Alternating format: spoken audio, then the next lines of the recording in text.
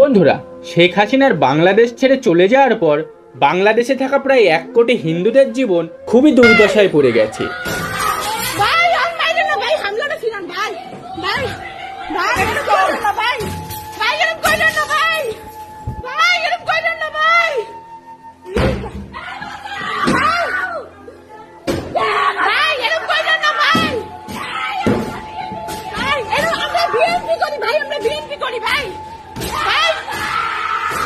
এখনো অবধি প্রায় 1000-এরও বেশি হিন্দুদের ঘরবাড়িকে পুড়িয়ে দেওয়া হয়েছে।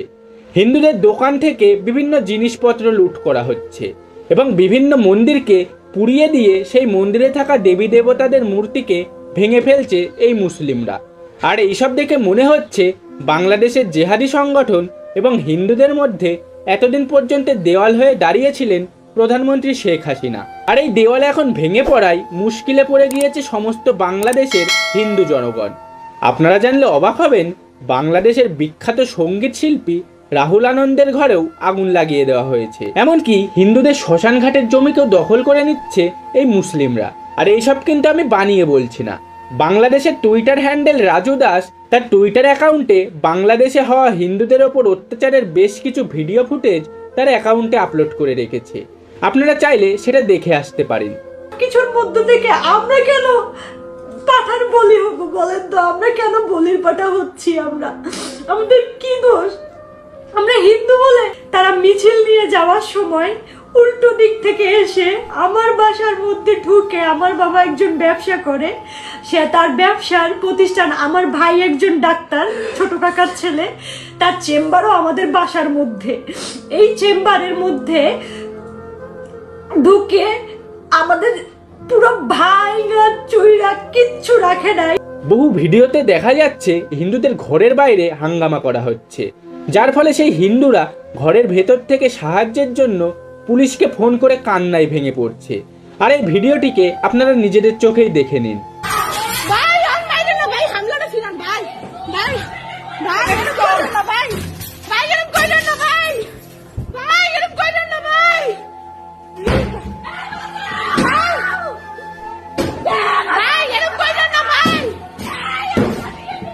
আর এইসব ঘটনা দেখে এখন সকলে প্রশ্ন করছে, কিছুদিন আগে শুরু হওয়া এই আন্দোলন যদি সত্যি কোটা সিস্টেম এবং শেখ হাসিনাকে সরানোর জন্য ছিল, তাহলে এখন এই হিন্দুদের ওপর কেন অত্যাচার করা হচ্ছে?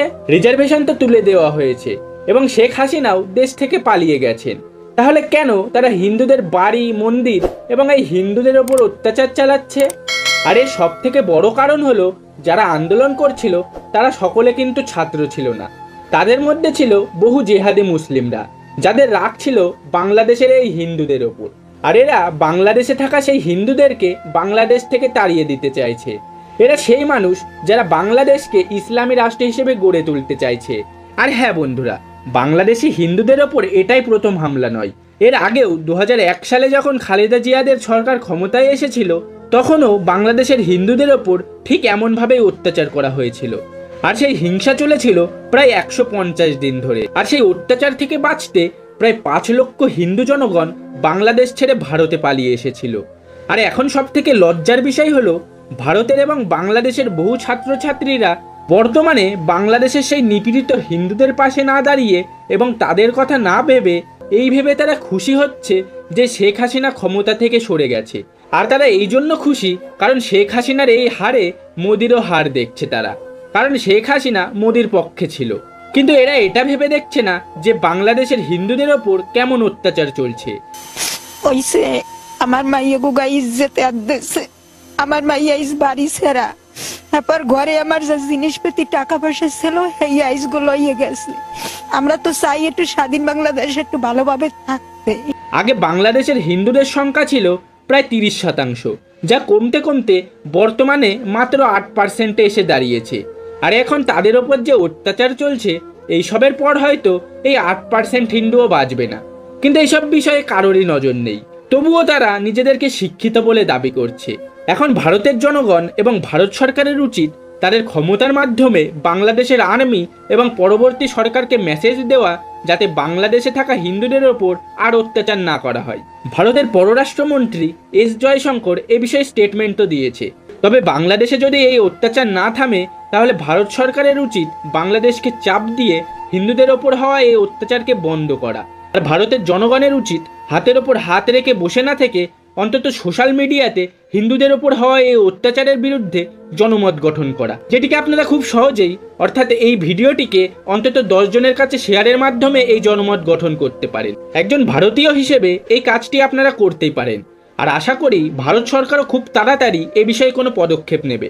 তো বন্ধুরা, এ বিষয়ে আপনার কি মতামত তা অবশ্যই কমেন্ট বক্সে জানান। আর হ্যাঁ, ভিডিওটিকে লাইক করে সকলের মধ্যে শেয়ার করে দিন বাংলাদেশে হওয়া হিন্দুদের ওপরে এই অত্যাচারের খবর সকলের মধ্যে ছড়িয়ে দিতে।